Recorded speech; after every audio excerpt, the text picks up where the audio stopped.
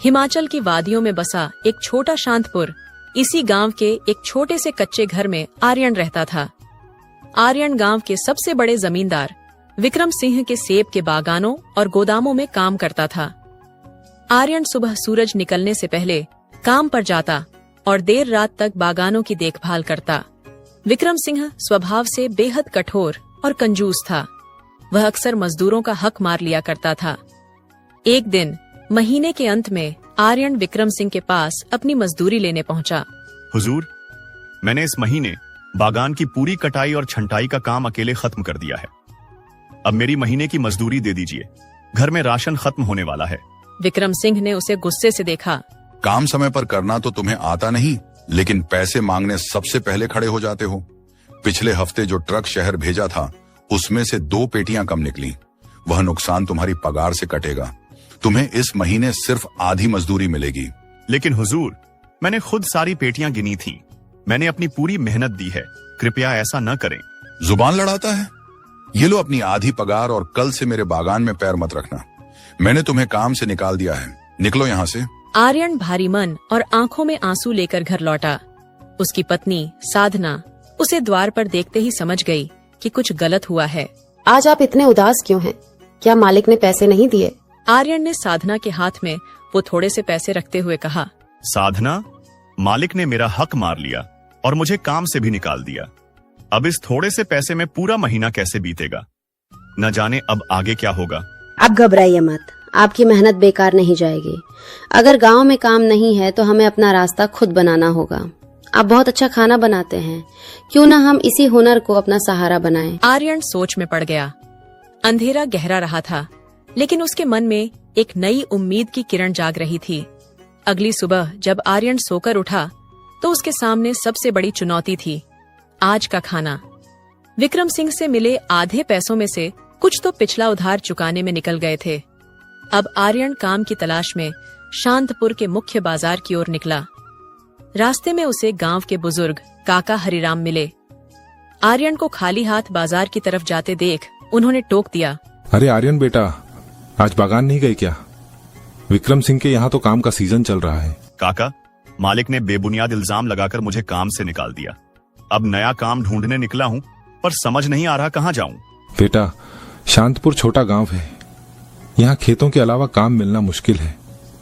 लोग दिन भर की कड़ी मजदूरी के सिर्फ 60 से 70 रुपये देते हैं। उतने में तो आजकल नमक तेल भी नहीं आता। मेरा मानो तो शहर चले जाओ, वहां मेहनत करने वालों की बहुत कदर है। काका, मैं ज्यादा पढ़ा लिखा नहीं हूँ। शहर में रहने का खर्च ही इतना है कि अगर मैं 15,000 रुपए भी कमाऊं तो 10,000 रुपए तो कमरे के किराए और खाने में चले जाएंगे। पीछे साधना यहाँ अकेली कैसे रहेगी? मुझे जो करना है इसी मिट्टी में रहकर करना है। तभी बाजार के चौराहे पर उसे एक लड़का पर्चे बांटता हुआ दिखा। आर्यन ने एक पर्चा लिया जिस पर बड़े बड़े अक्षरों में लिखा था, नया धमाका, पहाड़ी स्वाद ढाबा, अब चखें पहाड़ों का असली जायका। पर्चा बांटने वाले ने कहा, भैया, ये पास में ही नया ढाबा खुला है। हमारे यहाँ का मसालेदार सिड्डू और खड़ी पूरे इलाके में मशहूर होने वाला है, जरूर आइएगा। आर्यन ने मन ही मन सोचा, पैसे तो जेब में नहीं है कि ढाबे पर खाना खा सकूं, लेकिन शायद वहाँ काम मिल जाए। उसने पर्चा बांटने वाले से पूछा, भाई, क्या तुम्हारे मालिक को किसी रसोइये की जरूरत है? मुझे पहाड़ी खाना बनाना बहुत अच्छे से आता है। हाँ भैया, अभी ढाबा नया है तो सेठ जी को मदद की जरूरत तो है। आप जाकर जगत सेठ से बात कर लीजिए। आर्यन तुरंत ढाबे पर पहुंचा। जगत सेठ अपनी गद्दी पर बैठा था। आर्यन ने जाकर अपनी इच्छा जताई। जगत सेठ ने उसे ऊपर से नीचे तक देखा और कहा, खाना बनाना आता है या बस बातें बनाना? देखो, मेरे पास सफाई वाले को देने के लिए 150 रुपए हैं और रसोइये को 250 रुपए। अगर तुम्हारा हाथ साफ है तो कल से आ जाओ। आर्यन जानता था कि रसोइयों की पगार कम से कम 600 रुपए होनी चाहिए, पर उसकी मजबूरी बड़ी थी। उसने भारी मन से कहा, सेठ जी, मुझे काम की सख्त जरूरत है। मैं 250 रुपए में ही काम कर लूंगा, बस मुझे मौका दीजिए। पूरा दिन आर्यन ने ढाबे की भट्टी के सामने पसीना बहाया। उसने पहाड़ी मसालों का ऐसा मेल बैठाया कि ढाबे के आसपास से गुजरने वाले लोग खुशबू से ही खींचे चले आए।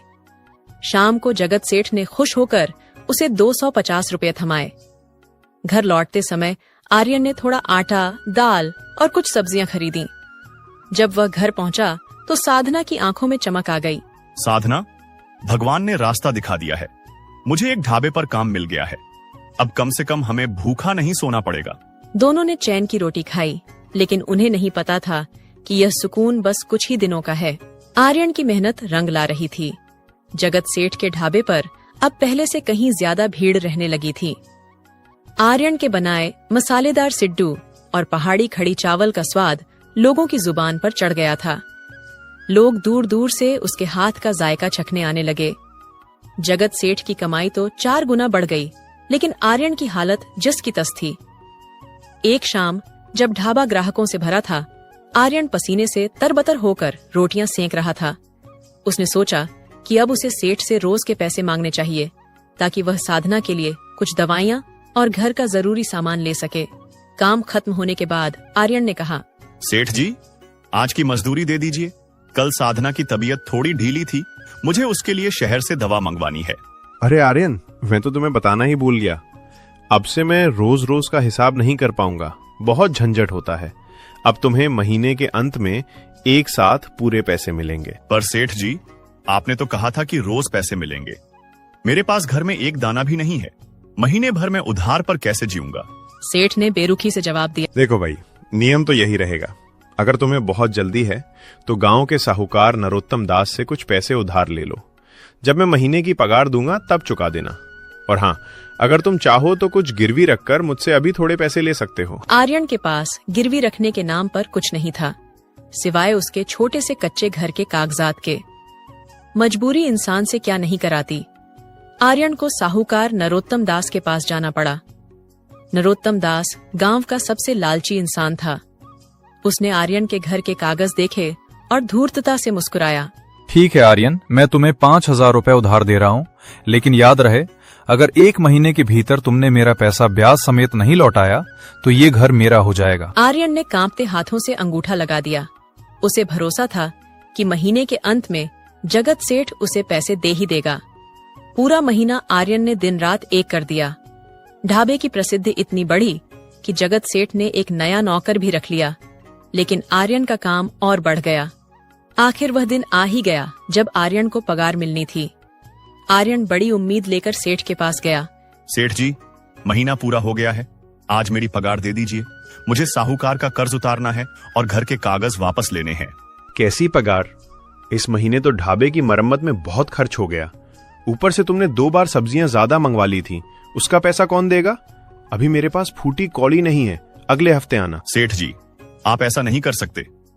आज रात तक मुझे साहूकार को पैसे देने हैं, वरना वह मेरा घर छीन लेगा। आपकी कमाई तो बहुत हुई है, मैंने खुद देखा है। जगत सेठ गुस्से से लाल हो गया। मुझ पर नजर रखता है? बदतमीज! एक तो मैंने तुझे काम दिया और अब तू मुझे ही हिसाब सिखा रहा है। जा, नहीं देता पगार।